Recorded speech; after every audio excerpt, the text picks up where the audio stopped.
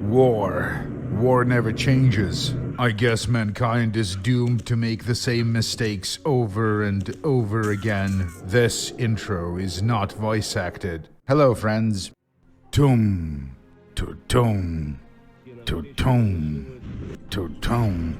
Na-na-nam, na-na-nam, na-na-nam. Previously on The Elder Scrolls Ukraine. This one seems to be alive. What a lucky guy. At least death would have saved him from the dreams. What? What? Video games are art or something.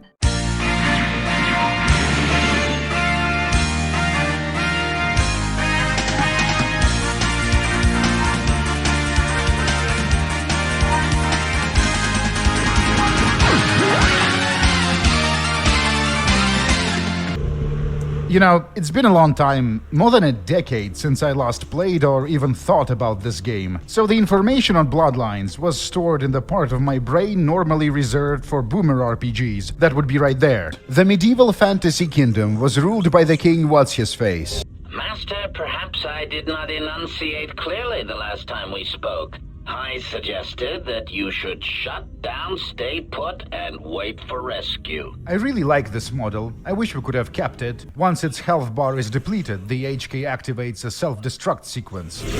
We salvage its vocabulator. Not sure why, but it looks questy. Dad got the same condition that killed Mom, the condition being bad quest writing syndrome. It's a killer. You guys realize that I was hoarding anti-radiation supplies since I was 7, right? Let's hurry, child.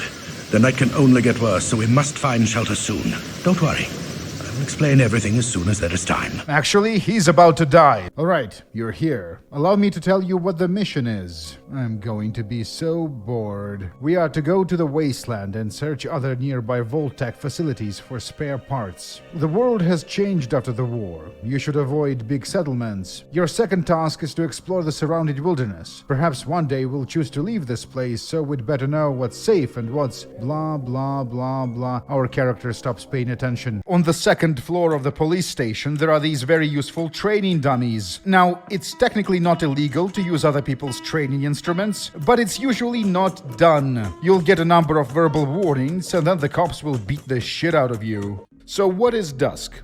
It's one of them boomer shooters where your character moves at the speed of a race car.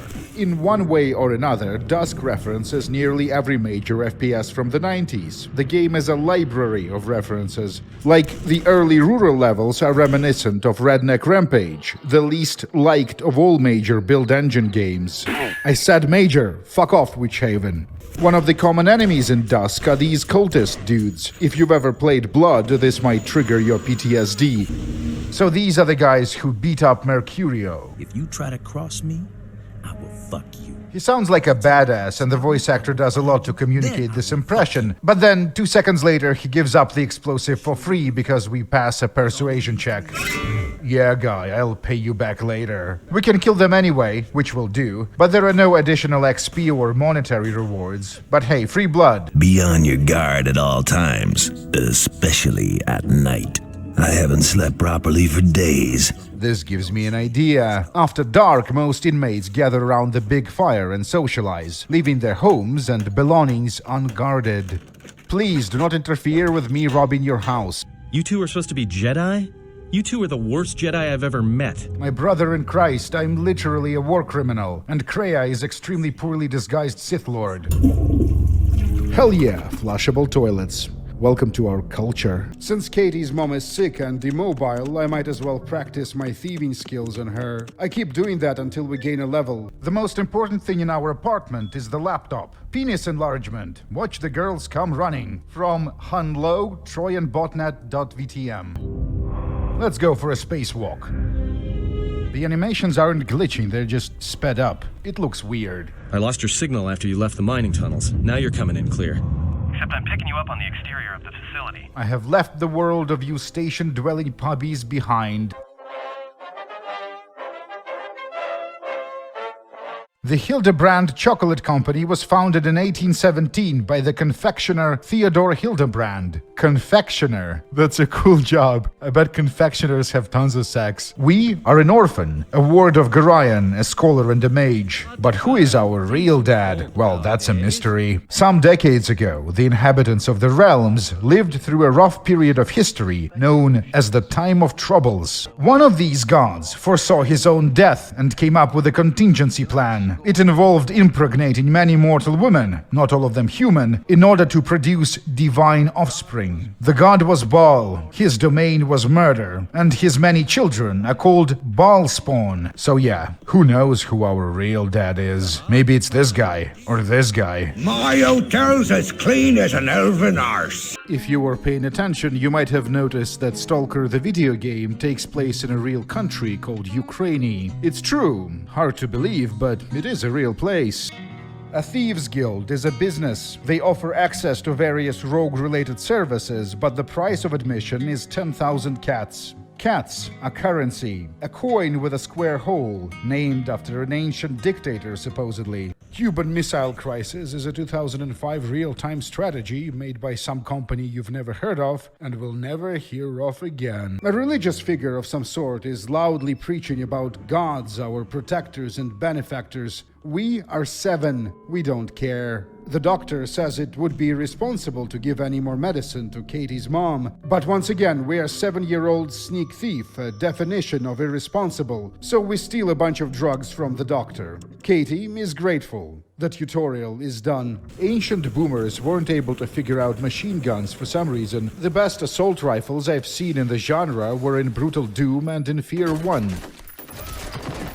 Nothing in Duke 3D or in Classic Doom comes even remotely close. It's probably because of technical limitations. In order to make a fun video game machine gun, you need particle effects, smoke, probably physics, and having destructible environment also helps. Basically a bunch of stuff they didn't have in 1995. What the fuck is this game? By 1996, Grigorovich employed several people in a 2-room apartment, and in 98, they were done working on their first video game project, Warcraft 2000: Nuclear Epidemic, an illegal Ukrainian sequel to a popular real-time strategy game by Blizzard. What the Christ? The road to Tarant is obstructed by bandits, a human in charge with 2 half-ogres for muscle. The problem can be solved in a number of ways. We can negotiate, we can work with the bandits, or we can kill them. But as illustrated, these guys are pretty tough. So we have to use consumables, like the precious stun grenades we picked up in a cave back at the crash site. Please watch yourself, sir. Being hit inadvertently hurts as much as being struck purposely. Shut up, Virgil. He ends up being an unlikely hero of this battle. Our protagonist is incapacitated after receiving a hit from one of the half-ogres, and in the end, Virgil was the only one left standing. For a while, at least. The swamp touches the edge of the barrier. If we attempt to cross it, this happens. Vashar and I, we've been through much together. Every possible season, house renovations, you must construct additional pylons. Nicosia, Cyprus, Moscow, and Cyprus again. I've been playing this game on a plane flight to Belarus just as COVID was conquering the planet. And then, as the country was rocked by civil unrest, can you believe it? We almost killed the back in Russia. Whatever the fuck this was. You've read wrong books then. We are responsible people, not drug addicts like yourself. The conversation is interrupted by the sounds of partying coming from inside the house. One of our guys is celebrating his birthday. The individuals inside are very high and naked. As you can see here, one of my tanks ran out of gas. Good thing the game provides a fuel truck at the start of every level. So let's refuel my tank.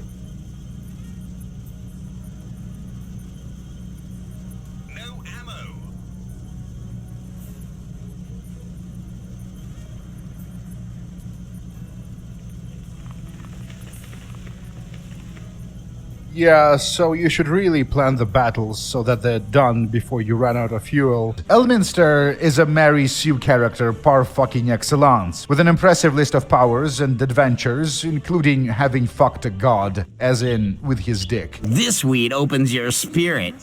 If you take the right amount, you can get in touch with the sleeper. Smoking weed unlocks latent magical abilities within a person. And once enough cultists smoke enough weed and gain enough magical powers, the sect will commence a ritual that will enable direct communication with their god. This is their escape plan. Recruit dudes and do drugs. It's time we red pill Heather on vampires. That's like slang for something like catcher or some fetish term, right?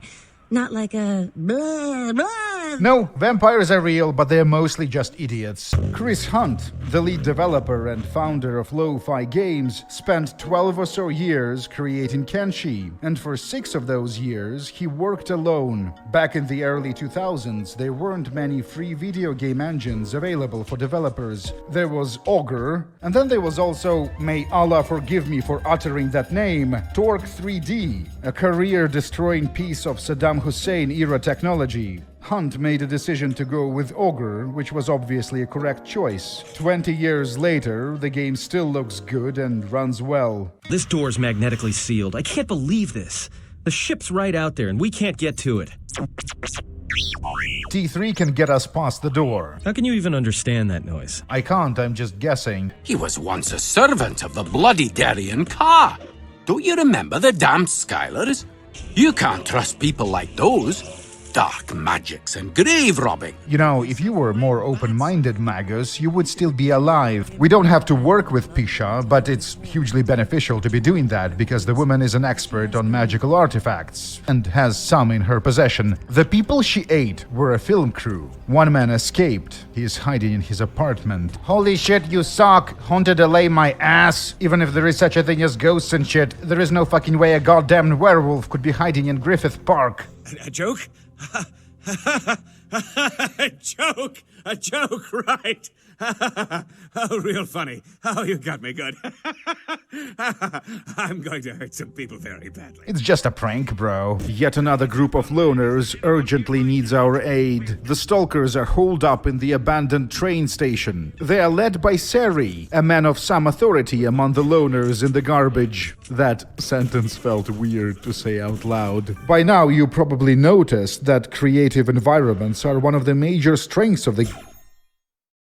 What the fuck is this game? How are things? Not too bad, but I don't have anything to smoke. I have swamp weed. Do you want some? A way to a man's heart is through his lungs. This is the first city-type location we'll explore. Side quests, conversations, traders. This alien weirdo has a monocle. If we can stop the gnome before he beats the dog to death, we can have it as a follower. One of the most powerful companions in the game, actually, and it doesn't even take a follower slot. Mutt doesn't have much of a personality, but it's a brutally effective melee fighter. The only downside is that it can't carry our stuff, and if we have a dog, we are no longer allowed to board trains. Yes, elementals are okay, but dogs are a strict no. The trader's selection is impressive. I'm especially interested in this here robotic arm, but it costs an absurd amount of money. We have a chat with one of the locals. The gangster starts talking gangstery things, demanding respect and whatnot. I make an attempt to disengage from the conversation, but it fails and he attacks us. Within seconds, the bar turned into a battlefield with people beating the shit out of one another. Within minutes, the chaos engulfed the entire town. Pretty much everyone here has a gang allegiance of some kind. We find the shopkeep lying on the floor in his own house with a bunch of limbs broken. That robotic arm? Yeah, I'm confiscating that. See this hole in the ground? Hard to miss. It's the game's premier grinding location, since you can spawn an infinite amount of these unknagged creatures by resting. They give good XP, and the shells can be sold to the smith in Barrygost for 500 fantasy bucks. A train in the middle of the desert. Post-apocalyptic games should have more train content. Van Buren was the only one of these that was train-pilled. One of the bosses is a swarm type, the other is a puzzle boss, and the other one is an imitation of your typical deathmatch player. He bunny hops around like a madman, switching to different weapons and so on. In order to beat Dusk, you need to slay your deathmatch-obsessed childhood self. It's a new season of Wasteland Got Talent, best show in the world. If you have extraordinary abilities you want to show the world, this is your chance. The last winner was a cat that ate rats. She brought home $1 million. So, animals can participate? No, it was a woman dressed as a cat, and she ate live rats. A lot of blood and screaming. It was very strange, but the audience loved it. I have 18 abilities, and none of them are useful. Cop cars at Gallery Noir. Ooh, reactivity. Some lunatic broke into the gallery and slashed up the paintings. Everyone's a critic these days, huh? Nobody appreciates classic art. Young people just want to change their gender and have gay sex all the time.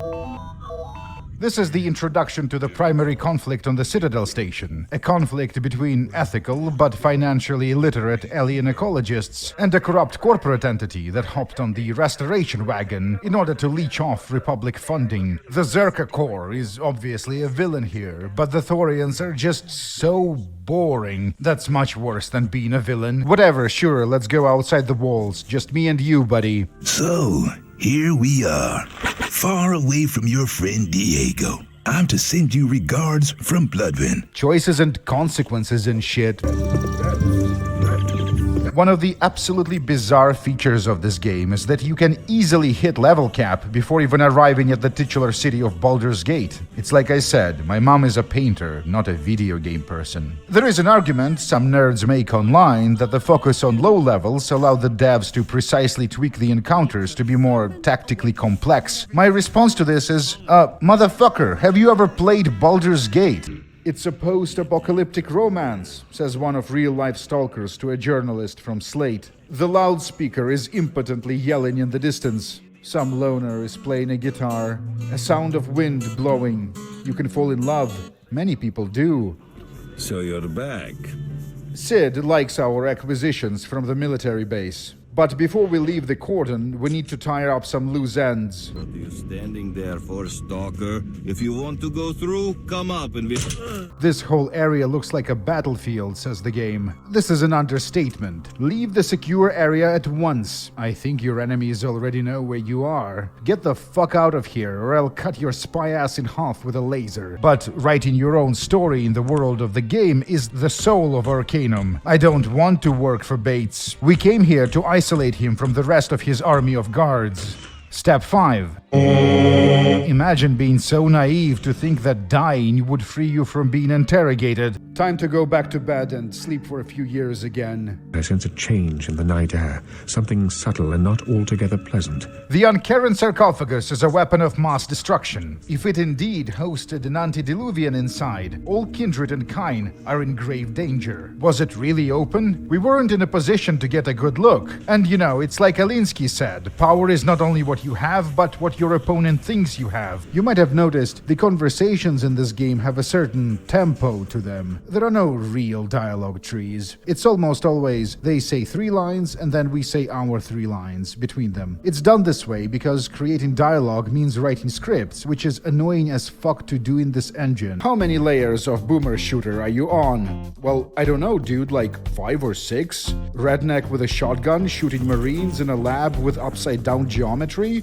You are like a little baby. So, the Isle of Despair. I love this little adventure in the desert. Once we leave, it's impossible to come here again. Some locals tried to board the Gypsy Shadow, but it didn't work out for them. Thorvald could have joined us as a temporary companion. Alas, he chose to become a ghost. You can't go there. I don't want to go there. Protect the world from the zone.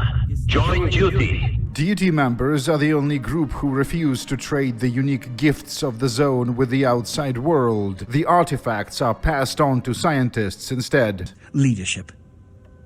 I wear the albatross and a bullseye. There is this persuasion check to brown nose him, but it's a rare instance where a successful check doesn't lead to a superior result. The thing about Ventru is that they are very good at reading people. Everyone likes to take shots at the man in charge.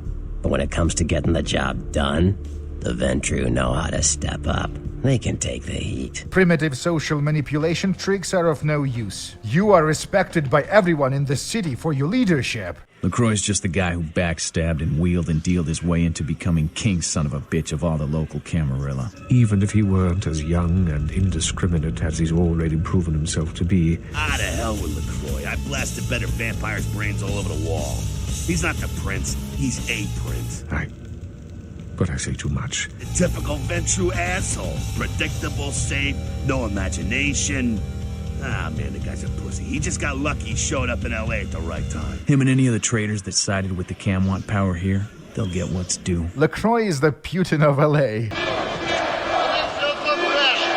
Hundreds of thousands of protesters gathered in the square and the nearby streets, enduring cold weather. It was about voter fraud. This guy, candidate What's-His-Face, didn't play fair. The revolution succeeded. His pro-Western opponent became president. The realignment created a political shockwave. But across the Colorado, another society had arisen under a different flag. Ukraine has a much larger regional neighbor, a country called Russia. Historians believe it was named after a popular Counter-Strike strategy. Ukrainians and Russians were gaming together on the same server for many years until their relationship broke down into a rivalry. You know how it is with video game players. Russians were annoyed. See, without Ukrainians there are not enough people to populate the matchmaker and whatever, fuck this. This analogy is getting way too elaborate for its own good. We are protecting Tartarus from scum like you. The runaways, the undead, and wasteland rabble should stay the hell away. If you come any closer, we'll tear your head off, says the guard. Oh, so you're a tough guy?